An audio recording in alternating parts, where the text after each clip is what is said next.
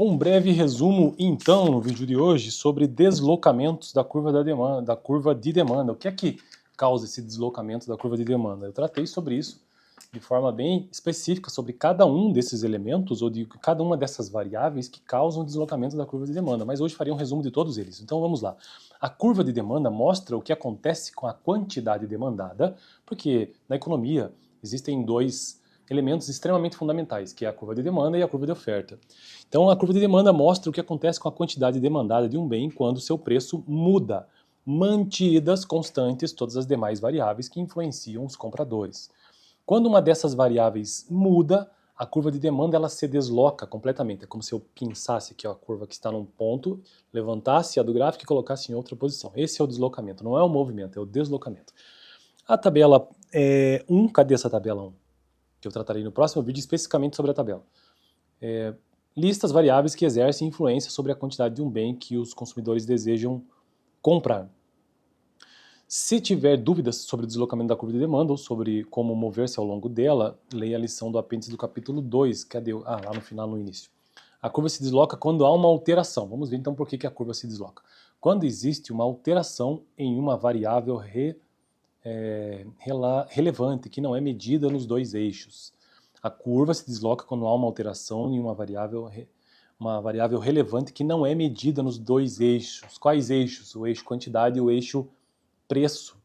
Então é por isso que eu digo que não é movimento, mas sim deslocamento, porque movimento ocorre simplesmente entre as variáveis, ou invariáveis no caso, mas enfim, entre o eixo x e y preço e eixo x quantidade, simples. Agora qualquer coisa que impacte isso, que esteja fora dessas variáveis, aqui nesse caso, então elas são aquilo que causa o deslocamento.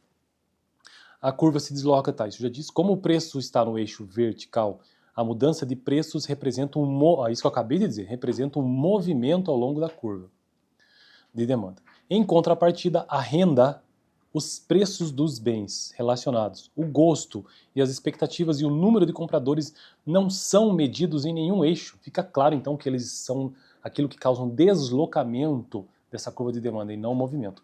Portanto, qualquer alteração em uma dessas variáveis desloca a curva de demanda e não a movimenta simplesmente. Bom, então nos vídeos passados eu tratei sobre a renda, né? A renda ela simplesmente desloca porque a sua renda ela se modifica, né? Para mais ou para menos, isso faz com que a demanda ela se modifique. Mas isso vai depender se um bem ele é normal ou se um bem é inferior. Um bem normal é o bem para o qual tudo mais mantido constante, um aumento da renda leva a um aumento da demanda. Isso é um bem normal. Se eu tenho mais renda, então eu vou consumir mais daquilo. Isso é um bem normal. Agora, o que é um bem inferior? Bem que é uma outra possibilidade também no caso da renda. Bem para o qual tudo mais mantido constante, um aumento na renda leva a uma diminuição daquela demanda. Pode acontecer também, né? Um exemplo disso é a passagem de ônibus, né? Se eu tenho mais renda, provavelmente eu vou pegar o quê? Vou conseguir comprar passagens de avião, né? Porque então eu vou consumir menos ônibus. Isso seria um bem inferior.